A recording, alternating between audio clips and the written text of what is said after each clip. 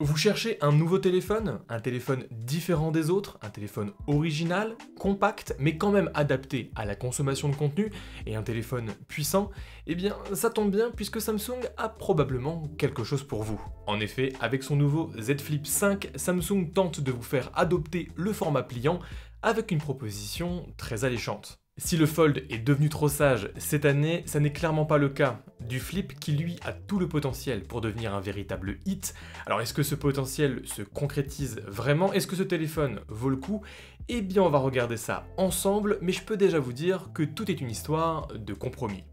Le Samsung Galaxy Z Flip 5 est un téléphone pliant verticalement. On est donc littéralement sur un smartphone pliant, là où le Galaxy Fold est plus proche d'une tablette pliante. En 5 générations, on sent bien que Samsung a énormément progressé sur la qualité de fabrication de ses téléphones pliants. Le Flip 5 est résolument premium, il fait solide en main. Les tranches sont en aluminium mat, tout comme le dos qui, dans cette couleur jaune exclusive au store de Samsung, est tout simplement magnifique.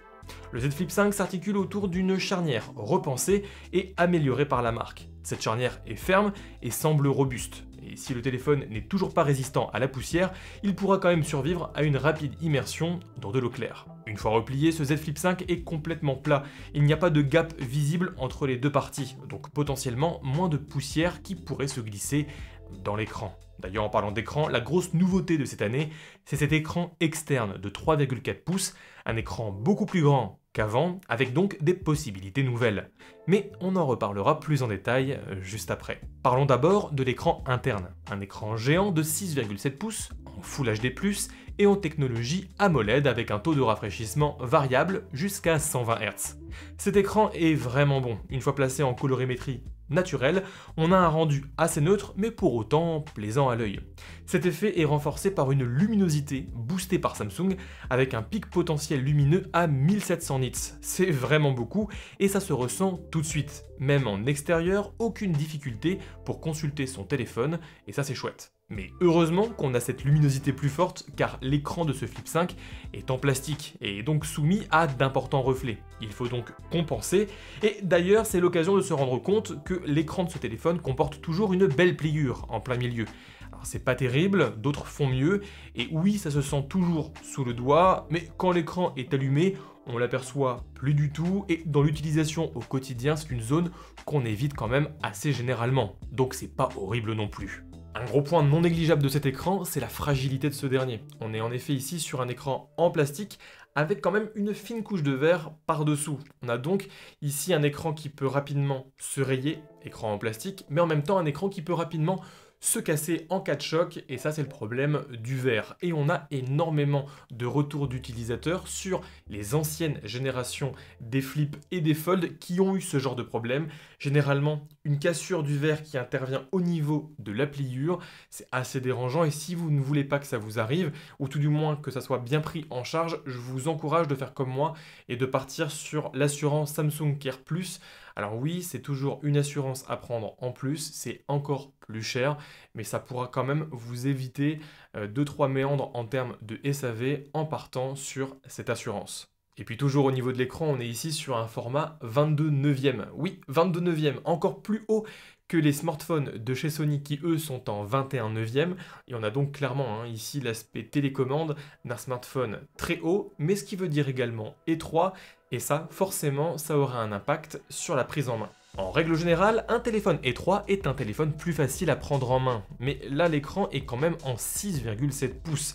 On a donc une longue barre dans la main, et si on la tient à une seule main, cette barre, eh bien on a une sensation de déséquilibre assez prononcée. Globalement, ce Z Flip, même s'il est étroit, est quand même plus agréable à deux mains pour sécuriser le téléphone. La vraie plus-value de ce téléphone, c'est la possibilité d'utiliser l'écran externe de 3,4 pouces. Si Samsung de base limite l'utilisation à certaines applications et à quelques widgets, je vous conseille de débloquer complètement l'usage en installant l'application Good Lock, puis en allant dans Multistar qui vous permettra d'utiliser n'importe quelle application sur cet écran. Mais 3,4 pouces pour un usage confortable, c'est trop petit, non ? Eh bien moi je trouve pas, bien au contraire, et c'est d'ailleurs cet écran qui me fait littéralement tomber amoureux de ce téléphone. En effet, une fois replié, on a un téléphone ultra compact en main, et avec ses 3,4 pouces, on est quand même sur une taille suffisante pour faire 90% de vos tâches directement dessus. Lancer une musique, regarder la météo, mettre une vidéo sur YouTube, répondre à un message sur Messenger, parcourir Reddit ou encore checker Instagram. On peut même s'accorder une petite pause avec une sélection de jeux flash assez sympa.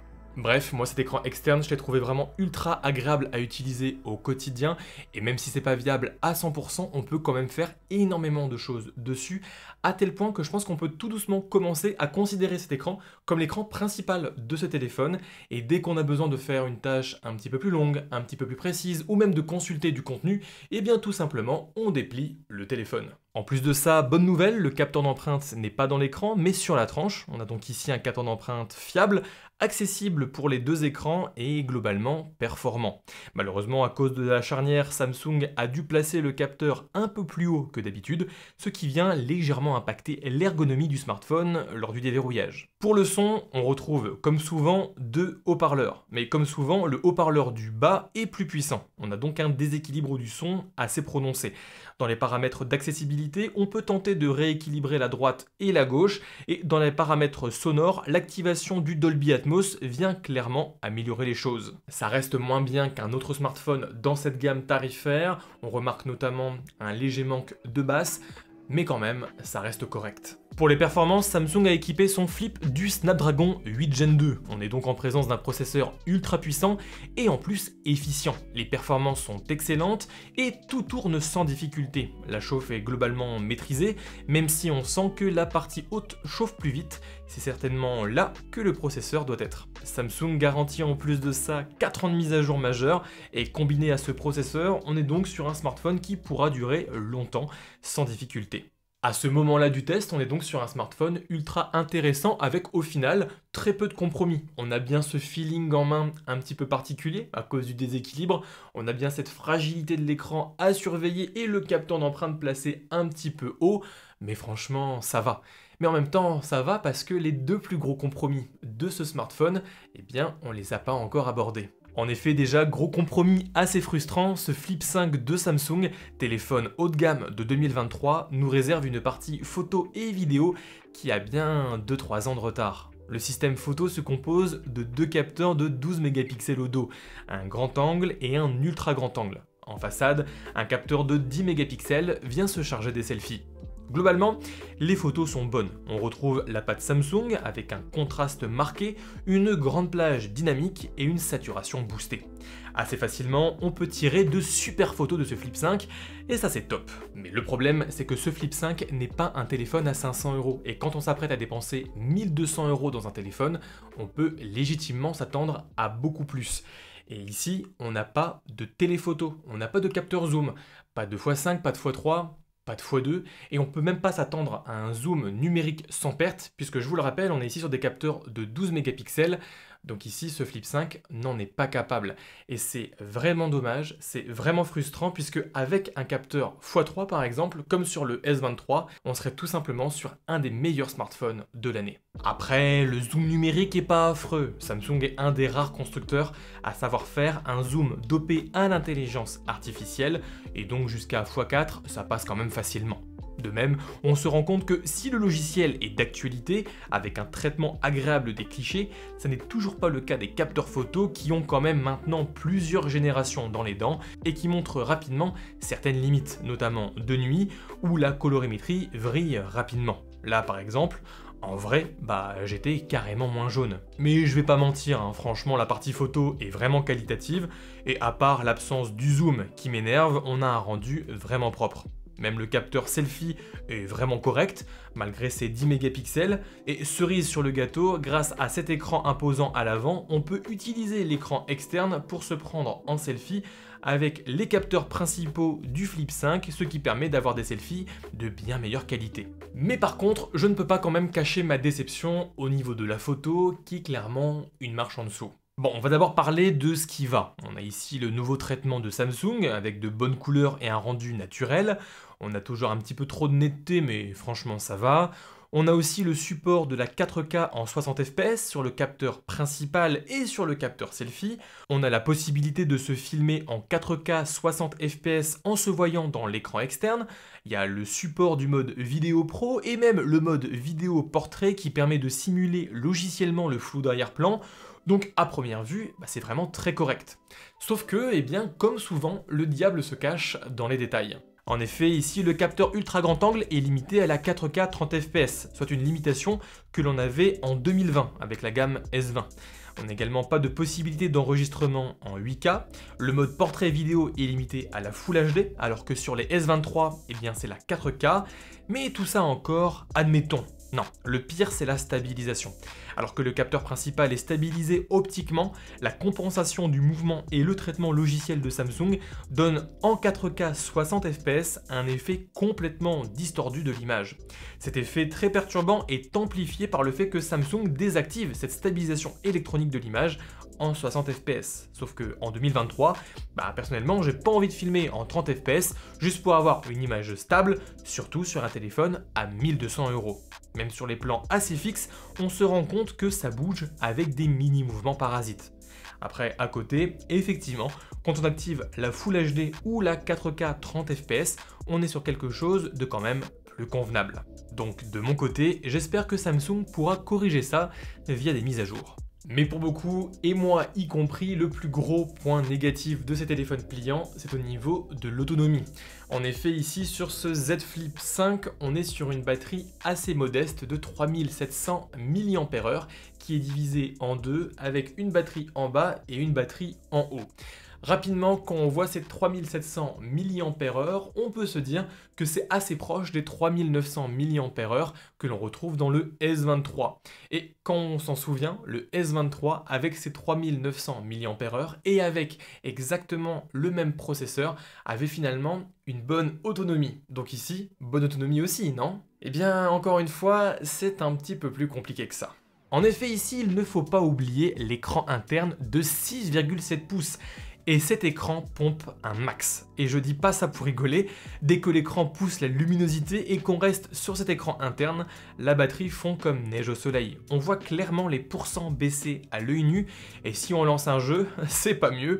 Sur Call of Duty Mobile, j'ai perdu 10% en seulement 20 minutes de jeu, c'est assez perturbant. On est bien loin de l'endurance des téléphones modernes, et il faut bien en avoir conscience. Ce téléphone peut perdre 35% de batterie en juste 1 heure d'écran, c'est un fait.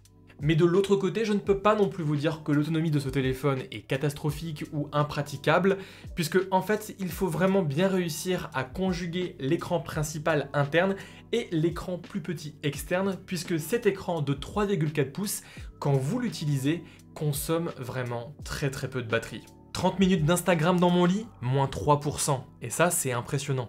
Pour vous faire un avis complet sur l'autonomie de ce Flip 5, je vous mets à l'écran le bilan de mes tests. Après une première journée à l'utiliser comme un smartphone classique, avec le grand écran, majoritairement en 4G, j'ai pu tenir 3h47 d'écran allumé. Les autres jours, dans un usage un petit peu plus mixte, avec de la Wi-Fi, de la 4G, et en utilisant beaucoup plus l'écran externe, j'ai facilement pu tenir environ 5 heures d'écran allumé, avec même un usage potentiel pouvant aller jusqu'à 7 à 8 heures d'écran allumé, mais dans des conditions bien particulières, en Wi-Fi uniquement et en intérieur. Et puis petite astuce pour vous, il est possible d'optimiser la consommation de batterie de ce téléphone en utilisant les routines de chez Samsung. Tout simplement, vous allez pouvoir activer quand vous fermez ce téléphone le mode économie d'énergie ainsi que le profil de performance basique, ce qui fait que quand le téléphone est refermé, globalement il va consommer moins d'énergie et à la clé, sur une journée, c'est presque 10% de batterie économisée. Et puis d'ailleurs, notons que sur ce Z Flip 5, on a quand même une autonomie qui est améliorée d'environ 20% par rapport au modèle précédent. Bon, ce Z Flip 5, il vaut le coup ou pas? Eh bien, moi je trouve que oui, mais si et seulement si ce format un petit peu hybride et pliant vous intéresse. Moi j'ai trouvé le concept extrêmement séduisant et franchement, cet écran externe vient tout changer au niveau de ce format flip, puisque maintenant, et on en a parlé tout à l'heure, on se rapproche un petit peu dans l'usage d'un format fold avec un écran externe qui tout doucement devient l'écran principal et un écran interne beaucoup plus adapté à la consommation de contenu. Mais tout ça n'est pas gratuit car le prix de ce format pliant et innovant, c'est d'importants compromis et pour moins cher, on peut avoir d'autres téléphones qui sont vraiment meilleurs. Je pense par exemple au S23 et d'ailleurs je m'interroge sur l'opportunité de vous faire un test comparatif car on est ici quand même sur un téléphone à 1200 € et c'est loin d'être négligeable. Le Samsung Galaxy Z Flip 5 est donc une version clairement améliorée, avec une proposition solide au global. Après, c'est à vous de savoir si vous allez pouvoir vous plier à ces limitations.